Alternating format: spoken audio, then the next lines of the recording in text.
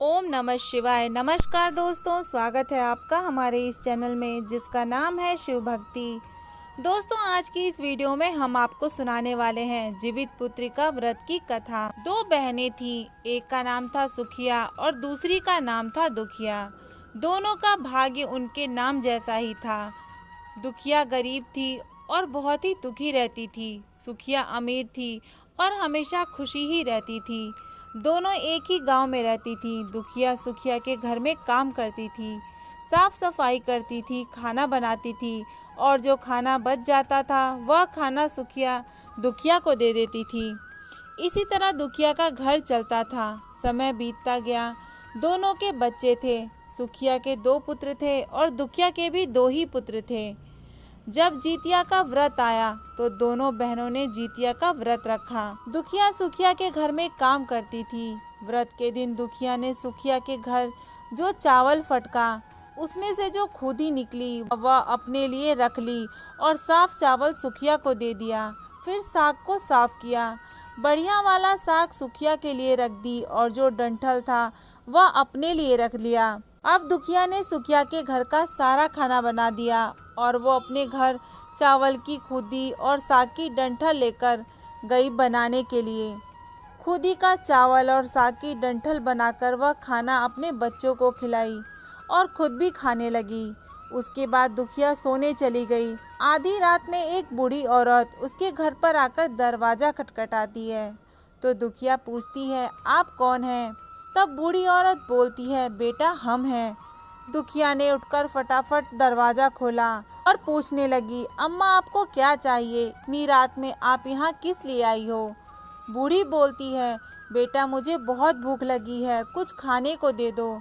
दुखिया उसे घर के अंदर ले आती है और कहती है, हम लोग बहुत गरीब हैं, आज मैंने खुदी का चावल और साग की डंठल बनाई है, क्या आप इसे खाएंगी?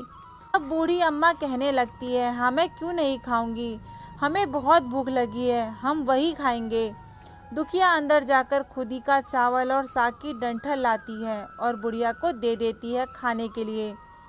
बुढ़िया खाना खाने के बाद कहती है कि मुझे अच्छे से कुछ दिखाई नहीं देता, इतनी रात के अंधेरे में मैं अपने घर कैसे जाऊंगी? तो दुखिया कहती है, कोई बात नहीं, आप यहीं पर सो जाइए, सुबह अपने घर चले जाना। तो बूढ़ी दुखिया के घर में ही सो जाती है।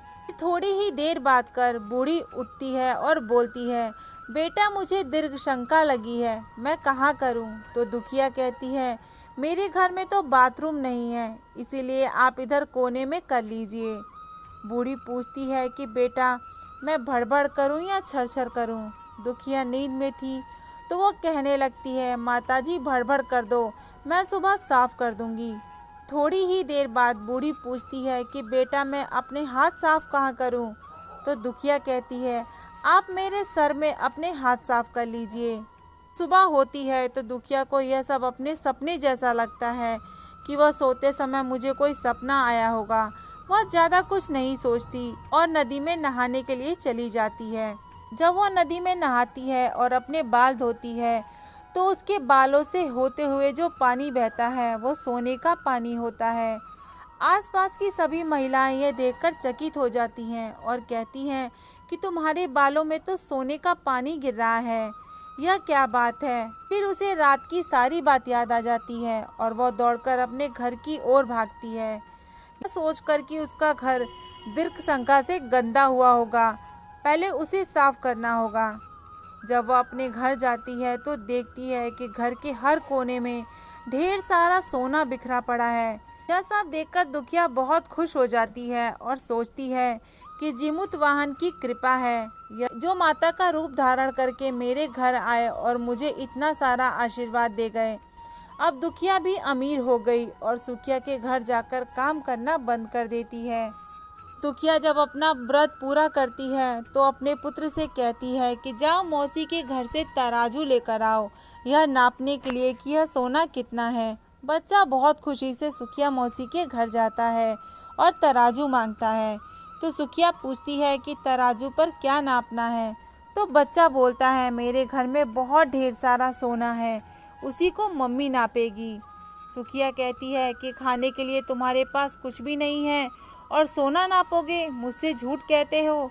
तो बच्चा कहता है, नहीं, मैं झूठ नहीं बोल रहा हूँ।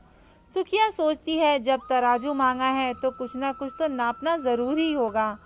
इसीलिए वह तराजू के पीछे गोंद लगा देती है कि वो जो भी नापेगी वह थोड़ा सा उसमें चिपक जाएगा।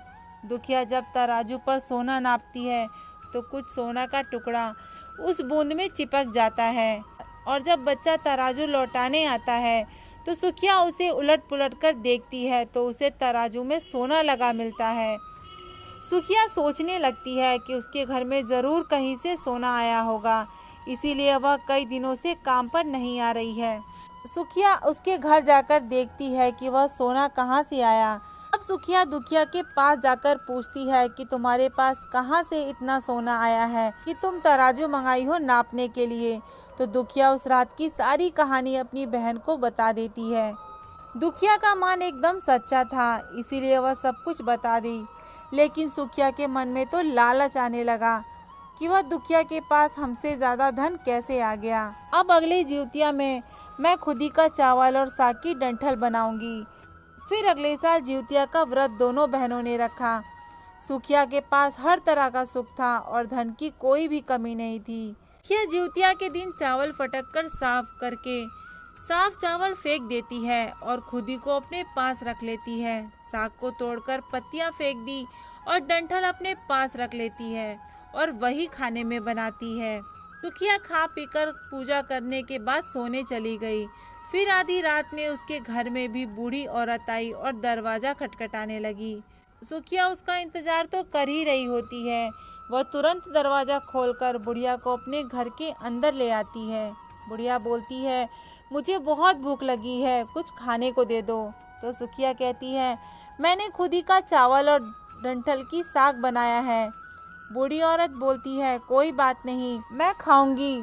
सुखिया परोस कर ले आती है। वह खाना खाने के लिए और सोने चली जाती है। बूढ़ी बोलती है, मैं घर में नहीं जा सकती, मुझे दिखाई नहीं देता। तो सुखिया कहती है, कोई बात नहीं, आप यहीं पर सो जाओ।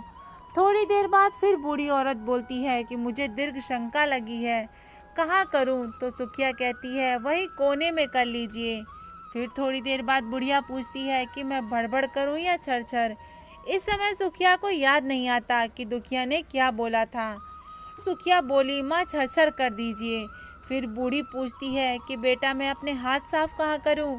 सुखिया कहती है, मेरे सर पे साफ कर लीजिए। बूढ़ी अपना हाथ सुखिया के सर पर साफ कर लेती है। जब सुखिया सुबह उठती है तो उसका पूरा घर गंदगी से भरा पड़ा मिलता है और उसके बाल में भी बहुत गंदगी लगी होती है। यह सब देखकर सुखिया बहुत दुखी हो जाती है, बहुत गुस्सा भी आता है। वह अपनी बहन दुखिया को बुलाती है और उस पर बहुत गुस्सा करती है कि तुमने मुझसे झूठ कहा, मेरा पूरा घर गंदा करवा दिया। तो दुखिया पूछती है कि तुमने क्या कहा था, भड़बड़ या छरछर। तो सुखिया कहती है, मैं तो छरछर बोली थी।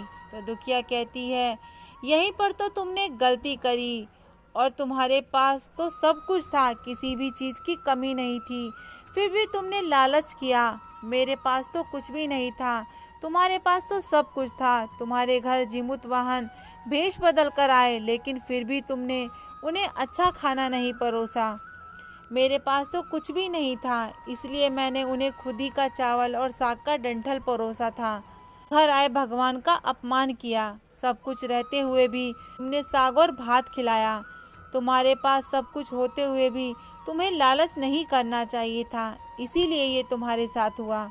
ओम नमः शिवाय। नमस्कार दोस्तों, स्वागत है आपका हमारे इस चैनल में जिसका नाम है शिव भक्ति। दोस्तों, आज की इस वीडियो में हम सुनेंगे जीवित पुत्रिका व्रत की कथा। जीवित पुत्रिका व्रत में चीलों सियारों की एक कथा भी सुनी जाती है। एक वन में सेमर के पेड़ पर एक चील रहती थी। पास ही झाड़ी में एक सिहारिन भी रहती थी। दोनों में खूब पटती थी। चीलो जो कुछ भी खाने को लेकर आती, उसमें से सिहारिन के लिए जरूर हिस्सा रखती थी। सिहारिन को भी चीलों को ऐसा ही ध्यान रखती थी। इस तरह दोनों के जीवन आनंद से कट रहे थे। एक बार वन के पास गांव में औरतें जिउतिया की पूजा की तैयारी कर रही थी। चीलों ने उसे बड़े ध्यान से देखा और अपनी सखी सिहारों को भी बताया। फिर चीलों सिहारों ने तय किया कि वो भी इस व्रत को करेंगी। सिहारों और चीलों ने जिउतिया का व्रत रखा। बड़ी निष्ठा और लगन से दोनों दिन भर भूखे प्यासे मंगल की कामना करती हुई रही। रात होते ही सिहारिन को भूख और प्यास सताने लगी।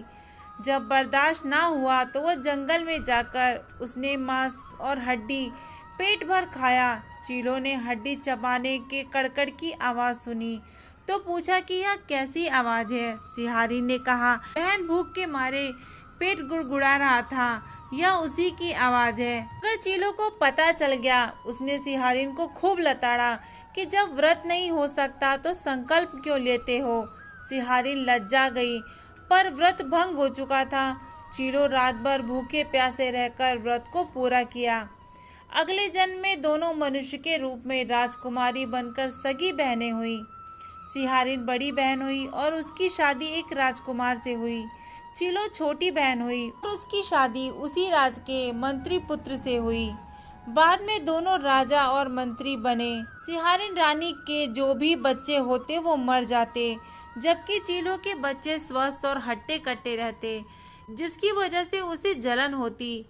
उसने कभी उनका सर कटवाकर डब्बे में बंद कर दिया, पर वह शीश मिठाई बन जाती और बच्चों का बाल तक पाका ना होता। बार बार उसने अपनी बहन के बच्चों को और उसके पति को मारने का प्रयास भी किया, परंतु असफल रही। आखिरकार दैवयोग उसे भूल का आभास हुआ।